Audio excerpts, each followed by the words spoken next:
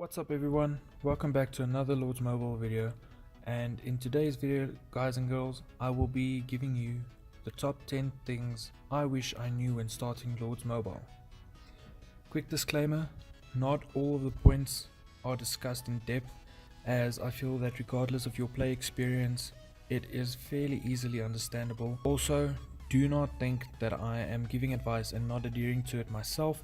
This is actually my 5th account and I am setting it up to be a solo trap account that cannot be rallied, hence the reason that I'm doing things a little bit differently than I have explained. I was merely using this account for demonstration purposes. But without further ado, let's get into it. Alright guys and girls, for number 10 I have chosen the wall.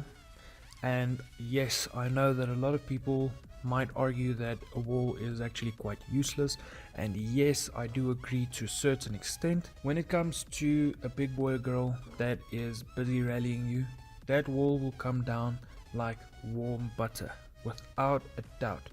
I will not rely on a wall to defend me in a rally situation. However, I do believe that if you are set up properly with the correct talents, correct gear and correct troop composition, that you would be able to make a difference and that you can actually cause some damage in return.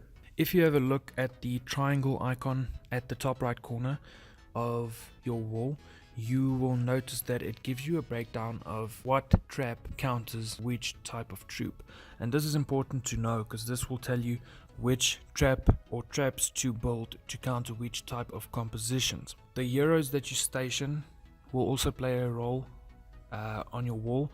This I will get into at a later point in this video. Alright guys and girls, for number 9 I have chosen construction.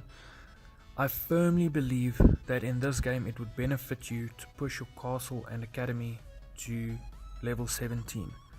So what do I mean when I say pushing to castle 17? Basically, I would not advise you to level out every building before doing your castle. You might ask why would I suggest this? This is the easiest answer that I will ever give you. Tier 3, which in my opinion is the greatest troop in the game when looking at cost, training and research time, and all-round obtainability. Yes, tier 4 is amazing, and don't get me wrong, they are quite powerful, but in terms of obtainability I love tier 3. For number 8 I have chosen level 25 building buffs or boosts. What I did here was I took the right side of my castle and I essentially divided into 2 sections. The upper half is where I will be focusing for this point. The lower or bottom half is where I will be focusing for point number 7. So basically with the top half you can only have one of 3 options to choose from: an infirmary, a barrack and a manor. It is worth your while understanding the goal of each building and what boosts each and every one of them give at level 25. If you go to the information section at the top right corner, you will see a nice breakdown of each level and what the next level holds.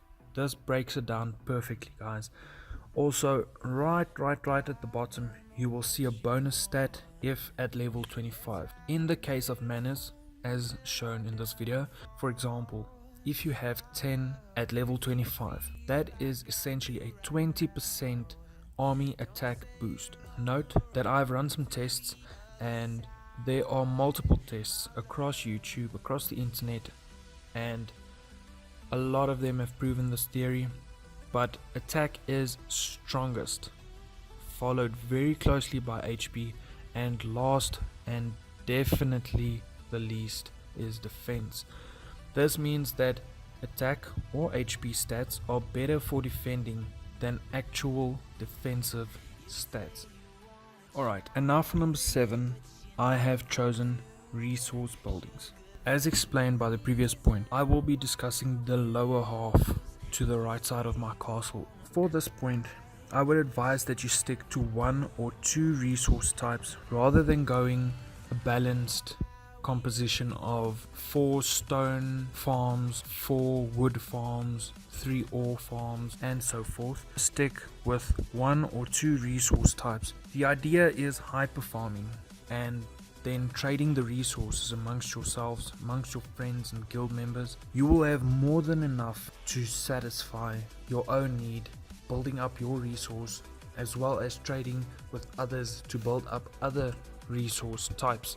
Just as a rough example, one of my accounts is set up just purely to produce gold and food, as that is what I seem to be low on majority of the times, and it produces roughly 4 million food each hour and roughly 700,000 gold each hour.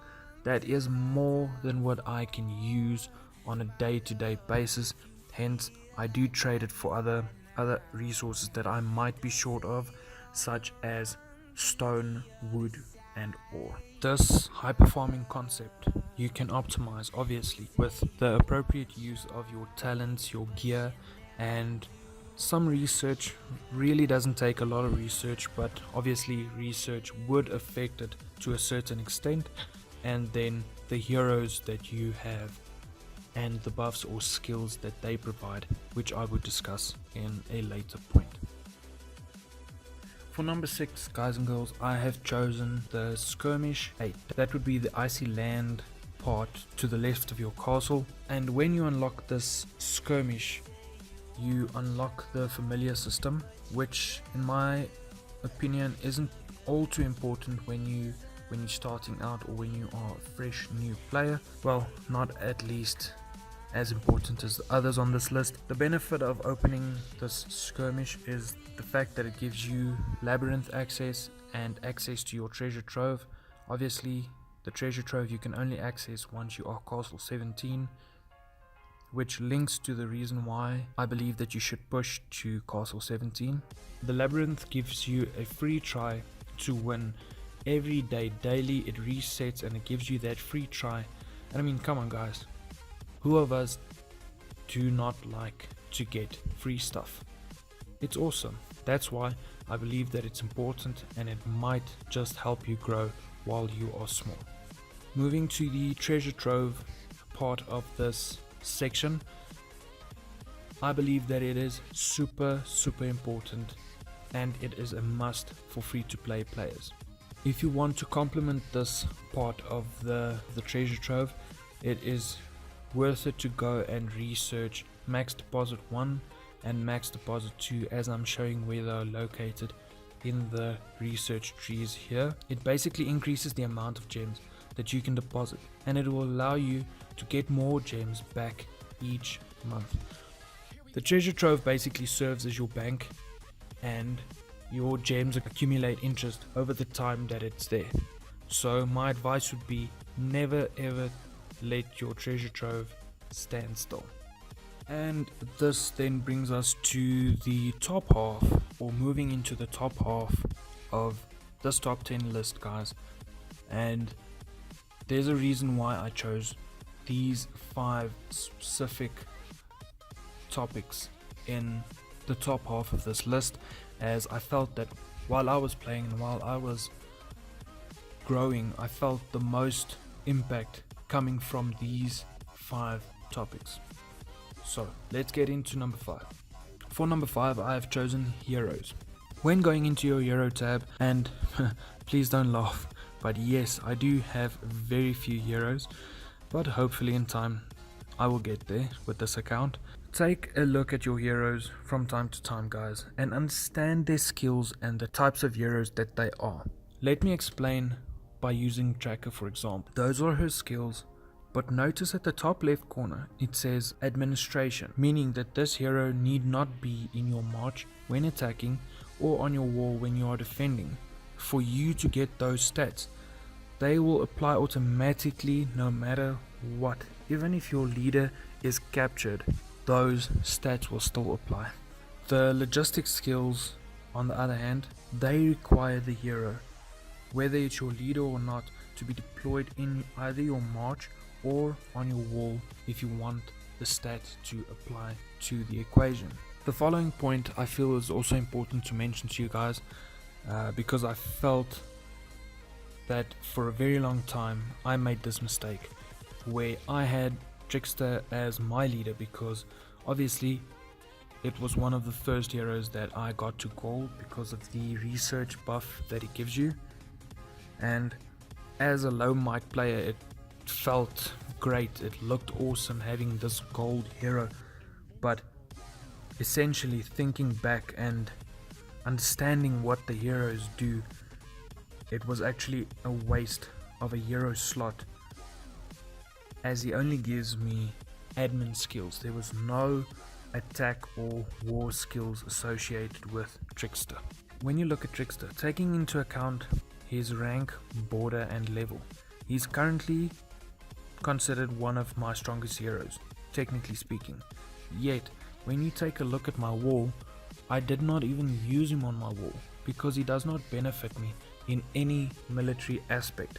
Meaning that if I were to get attacked, or if I do the attacking and he is in my march, I am basically taking up that slot and not utilizing it to the fullest potential. At the bottom right tab you will notice that it says unlock at rank 7, meaning that I am unable to utilize this skill until I have reached rank 7 with this hero. Just a couple of things to point out to you guys. Two great free to play heroes, great for attacking, is Bombing Goblin, as he gives you the 20% army attack boost, as well as Rose Knight. She also gives you that 20% attack buff. Another hero that I want to point out to you guys is Soul Forger. He is the only free to play hero that gives you the gold production if you want to hyper gold at some stage. Explore your heroes, guys, and understand their skills. Get to know them and see how they perform in battle, and how, if someone attacks you, how they perform. Get to know your heroes, guys.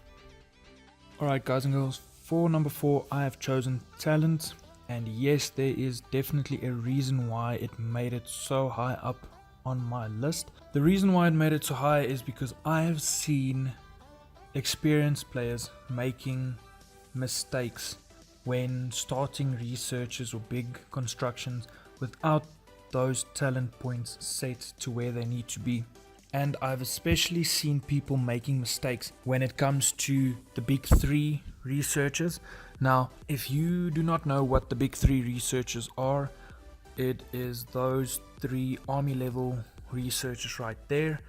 Just to give you a heads up, if you have not done those researches yet, they are 107 million gold each to do, so you really do not want to make the mistake of not setting your gear or talents up properly. The time that those researches take to complete actually makes it worth it to cancel the research, put your talent sets up and then restart the research. Obviously, if you cancel and restart, you basically lose half of the resources that you initially paid. In this case, it means that you are going to be losing 53.5 million gold. Now, I don't know about you, but that is one expensive mistake to make. Make sure, as you can see, I'm showing you guys here, get those construction speeds and research speeds 1 and 2.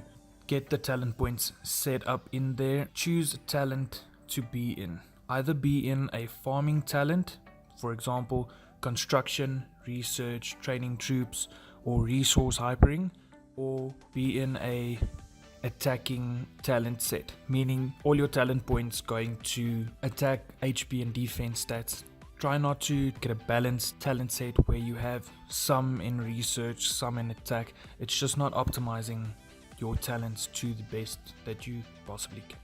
Alright, at number 3 I have chosen research, and the reason why I've chosen this is I see a lot of people making the mistake of focusing on various different research trees, not knowing what to focus on, not knowing where to drop the speed ups in, and where to actually focus your time and energy in. So my advice would be focusing on economy and monster hunt, as you start out. Maxing those 2 trees while you are beginning will benefit you in the sense of construction speed, the resource farming, and then obviously the monster hunt, which would benefit yourself and the guild that you are in the sense that the more energy you have from research, the more monsters you can hunt, the more damage you do to one, and the more energy you save. That basically all contributes to how many monsters you can hunt, which would help you grow in terms of speed ups, gems, resources, as well as your guild.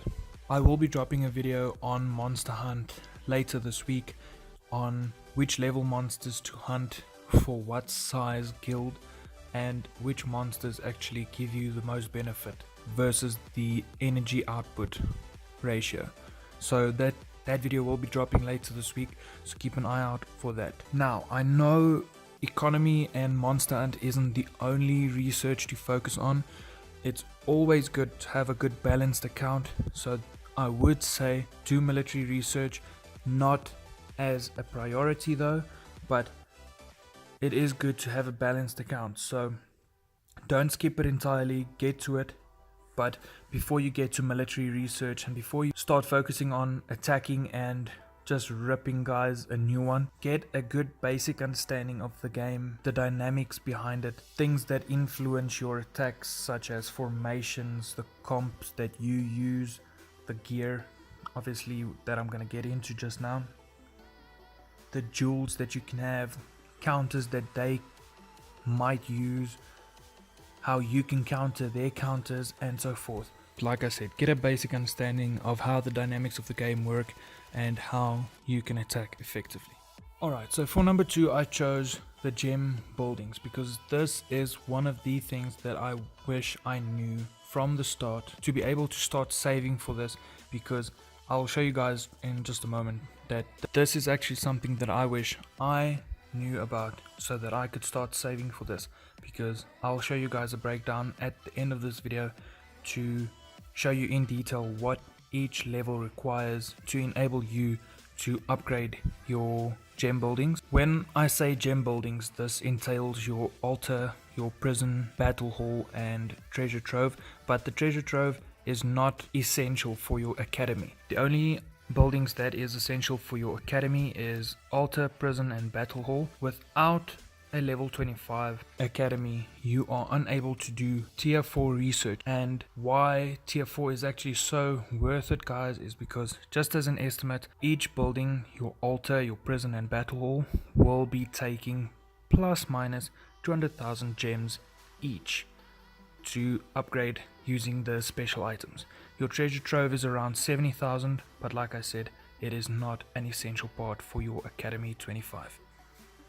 As you can see from what I'm showing you, the tier 4 troops require Academy level 25, and like I said before, without your gem buildings to level 25, you are unable to get that Academy to level 25 as well.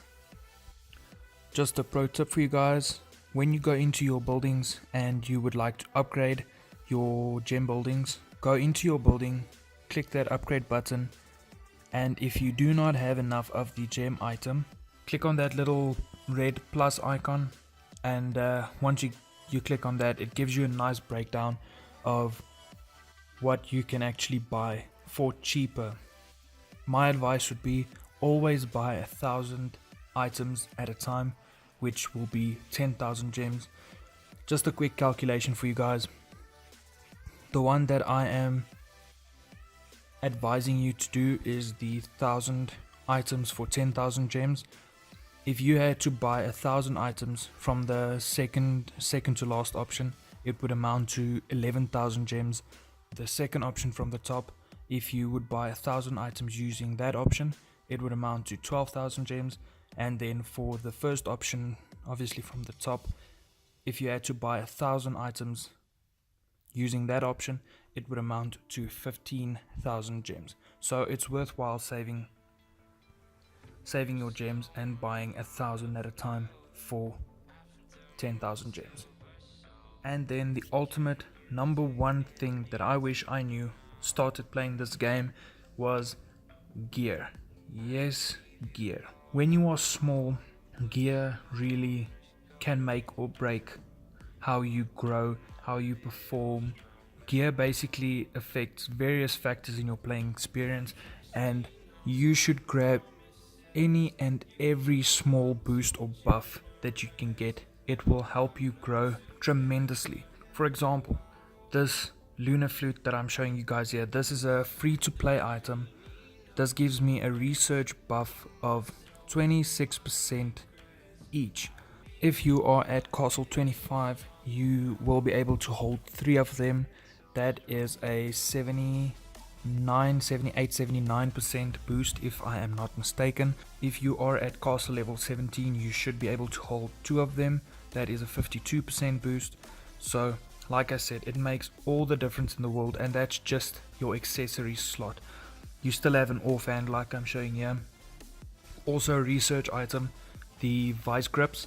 This is just for demonstration purposes, and I'm just using these items as an example. I will be dropping some of my current research and construction gear and monster hunt gear and everything. I'll drop some of that at the end of the video, so stick around if you want to see that gear so you can take some screenshots if you want. Once again, it's not the best gear, but it is fairly good, and if you want to, you can start building towards that. Also, as you guys can see in the video I'm showing you guys, if you go into each and every gear piece, you will see the breakdown of the materials that they require. If you are uncertain where to find them, click on the specific material, and right at the top in the informational block you'll see in green, it shows you that this item can be gathered at rocks, that item can be gathered at wood, tiles, and so forth. So just have a look at that and check what you need and where you need to be harvesting to get those items or those mats in order for you to be able to build those kind of free to play items. And then just as a bonus, guys, I've dropped this in there because this is also something that I feel that everybody should do once they start off this game, and that is getting into a guild. No matter how big, how small you are, if you intend on staying in that kingdom for very long, if you have friends to where you will be migrating, that is all good and well, but for the time being, as soon as you can, I would advise you getting into a guild. The reason for this is you will be getting guild gifts from the monsters that they hunt, from monsters that you hunt yourself. You can only hunt monsters if you are in a guild. If you are not, you will not be able to use your free energy twice or 3 times daily, whatever or however. Being in a guild really helps you in terms of guild coins. That will help you to buy certain items like migration scroll, relocators, jewel chests. There are various items that you can actually buy using guild coins, and that is entirely up to you what you buy with that, but you can only obtain that from sending helps within a guild. Receiving helps, one of the perks of being in a guild. For every help you basically receive, it takes away a percentage for each help that you receive from a guild member. So for example, if you had a 100-day research that you are waiting for, and for example you receive 30 helps, it will reduce your waiting time to roughly 60-70 days, depending on how many helps you can receive, how many people actually are in your guild, and so forth. So it really benefits you to be in a guild, and the guild gifts will help you get speed ups, gems, resources early on in the game. It'll make life much easier for you as a new player. Alright guys and girls, that'll be all from my side. Thank you so very much for watching this video. If you found it helpful, please leave a like and subscribe to the channel, and hit that bell icon to set notifications to help me and my channel grow as well. If you feel that you did not like this video at all, if there are better ways to improve as a new player, please tell me in the comment section down below. I would like to hear from you guys. But for now, enjoy the reports and extra screenshots I've added at the end. Cheers guys.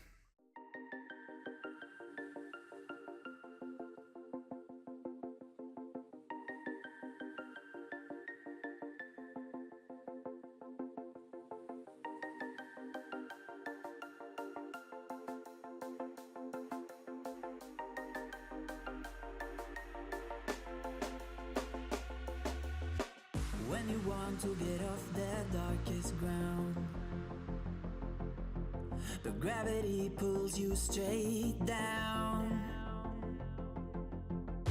Earth from a bird's eye view. You should grow feathers and see this too. When you want to get